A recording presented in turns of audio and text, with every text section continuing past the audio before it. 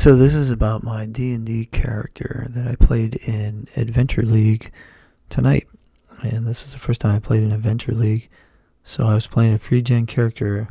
Oh, by the way, the reason I'm showing Fallout New Vegas footage here instead of D&D footage is because, well, I don't have any D&D footage.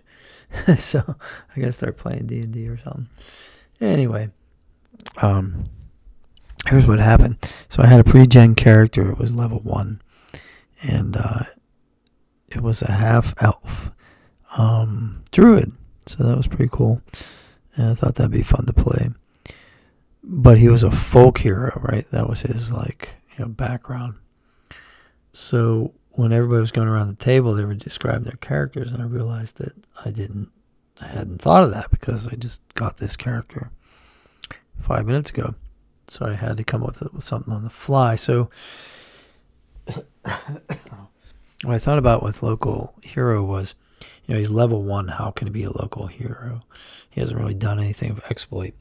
So what I came up with was there was a fight. There was a boss fight, and the boss fell on my character's sword. Instead of me reaching out and dispatching the character actively, it was an accident. And but my character got credit for it, and so people treated him like a hero, even though he didn't feel like he was a hero because of the circumstances. So he always had this kind of imposter syndrome, right, with being treated like a hero but not having done the deed. So he's going through life trying to live up to that reputation, basically. And he's been acting the whole time. He likes acting parts. So we get to a point where we finally get into some combat. There's a lot of really great role-playing, which I'll talk about in other videos. If you want, go ahead and give me comments down below and let me know if you want me to tell those stories. So we get to the combat, and we're, going up against the final boss and the henchman.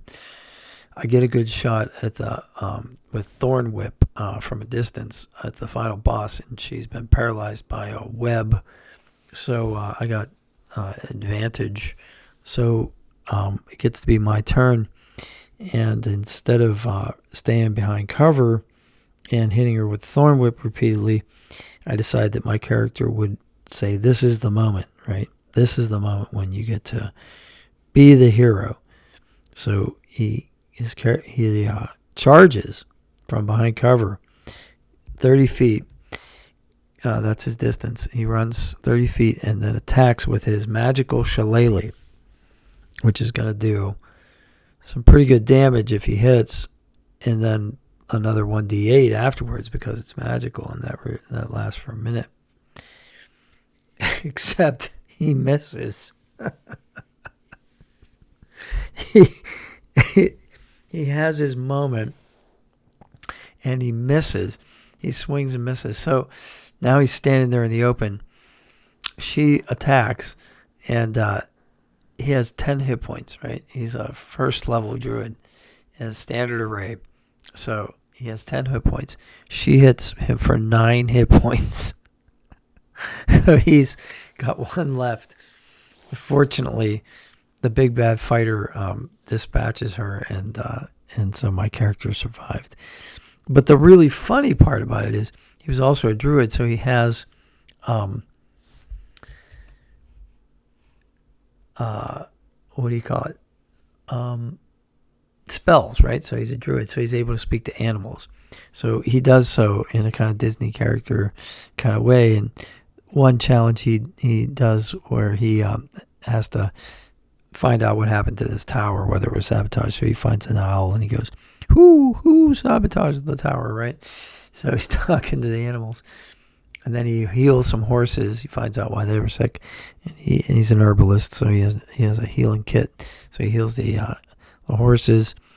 And then at the end, after they beat the big boss, they come back to the town they were trying to save, and it's on fire. So they have to do various things in order to save the townspeople. And he uses his talk with animals to ask the animals to pick up buckets of water, pick up buckets and go to the water and then pour it on top of the burning buildings, the owls. flying through the skies, kind of like Gandalf at the end with the eagles. Like, why couldn't the eagles have just taken him all the way to Mordor? But anyway, we don't need to discuss that. Well, you can discuss that in the comments. But so the cool thing about this character is that he wants to be an action hero, but he actually saves the day through his like kindness and ability to communicate with animals. So he wins, but he doesn't win the way he wants to win. So that's the complication. And I thought, this is a pretty good character story. But I don't know. You tell me what you think, and tell me some of your D&D stories about your favorite first level characters.